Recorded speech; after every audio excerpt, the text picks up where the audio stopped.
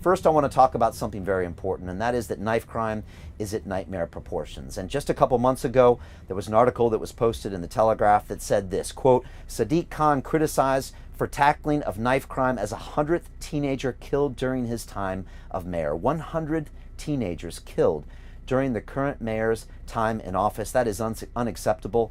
And the two London boroughs with the highest rate of gun and knife crime are Southwark, which where we were on Sunday, and Lambeth, where I am right now. So this is something that's very important to the citizens of this borough, and I take this very seriously. I did an entire 1-hour piece called Real Deal on my website, and I showed you all the statistics, all of the headlines, and you can see it clearly. Every single year the current mayor has been in power, knife crime has gone up and up and up and up, and he's doing nothing about it. Right here in Lambeth, it's actually been the scene of the most murders in London, 154 from the year 2000 to 2012. It's shocking. We've got to do something about it right now. And an article was written recently about this, and it said of the teenagers that have been killed in Khan's time, 2 of them were 14 years old, and 9 of them were 15 and 16 years old. I have a 16-year-old daughter, and it's just even hard to repeat those facts because it's just unacceptable. And I said this when I was at Tower Hamlets a few weeks ago when I was speaking to the people there. I said, when teenagers are stabbing other teenagers, it's not their fault, it's our fault. We've failed as parents, we've failed as politicians, we've failed as leaders. We've got to find solutions to that. And the article went on to say, quote, Khan said he would reduce crime only for London to witness an epidemic in gang violence, resulting in the senseless deaths of young people and a growth in the culture of criminality. A politician, Ian Duncan Smith, said Sadiq Khan is, quote, a man whose irrelevance is only matched by his incompetence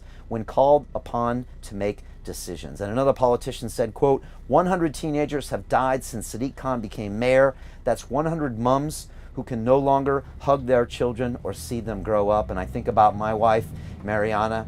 If she had to deal with our teenage daughter being murdered from knife crime, it's just something that's hard to think about. And the article finishes by saying, quote, this is a shocking trend. Knife crime rose by 38% in the year prior to lockdown. Homicides are at an 11-year high, and Sadiq Khan's response is to defund the police by £110 million.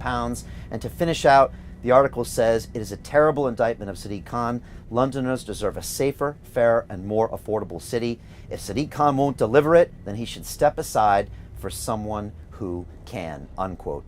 And I really appreciate the thoughts of that article, and I think it really resonates. And again, I think we're done with the talking, the explanation. There's always a blame. The current mayor is always pointing the finger at someone else. It's time to take responsibility and to take action.